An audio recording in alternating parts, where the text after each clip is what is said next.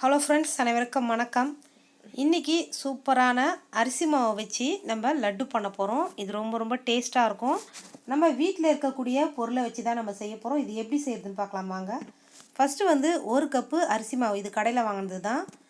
வெறும் தவாவில் நல்லா ஒரு 5 நிமிஷம் நல்லா கைவிடாமல் இந்த மாதிரி வறுக்கணும். ஃபாஸ்ட்டாக வச்சிடாதீங்க ஸ்டவ்வை.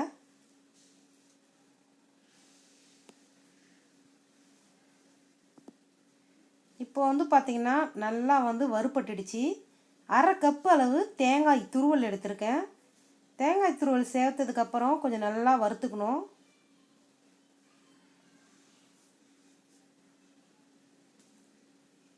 இப்போ பாருங்கள், ஃபஸ்ட்டு போட்டதை விட இப்போ எப்படி இருக்குன்னு நல்லா வறுபட்டுடுச்சு.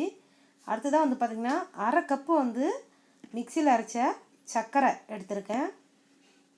அதையும் சேர்த்தாச்சு. ஒரு கப்பு அரிசி மாவுக்கு அரை கப்பு கரெக்டாக இருக்கும் சர்க்கரை. அடுத்ததாக திக்கான பால் சேர்த்துருக்கேன். நல்லா காய்ச்சின பால் தான் இது. சேர்த்ததுக்கப்புறம் நீங்கள் ஸ்டவ்வை சிம்மில் வச்சிடணும். நல்லா இந்த மாதிரி மிக்ஸ் பண்ணிக்கிட்டே இருக்கணும்.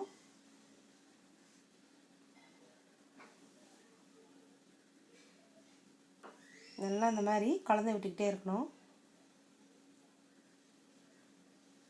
அடுத்ததாக ஏலக்காய் தூள் சேர்த்துக்கலாம். 1/4 டீஸ்பூன் அளவு சேர்த்துருக்கேன். இதையும் நல்லா கலந்து விட்டுடலாம்.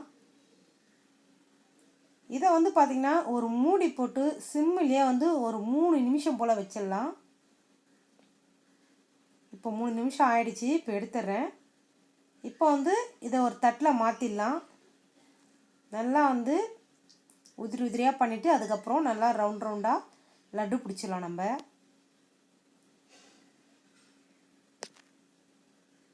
இப்போ பார்த்திங்கன்னா நட்ஸு சேர்த்துருக்கேன். இது ஆப்ஷனல் தான், உங்களுக்கு விருப்பம் இல்லைன்னா சேர்க்க தேவையில்லை. பாதாம், பிஸ்தா, முந்திரி சேர்த்துருக்கேன். இப்போ ஒரு தட்டில் மாற்றிடலாம்.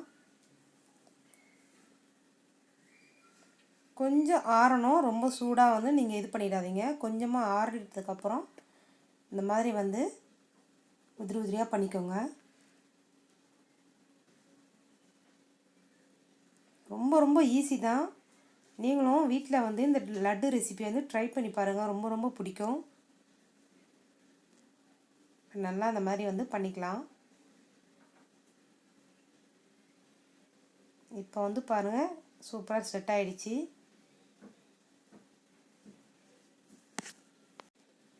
இப்போ பார்த்திங்கன்னா கையில் நெய் தடவிட்டு உருண்டை பிடிச்சிக்கலாம்.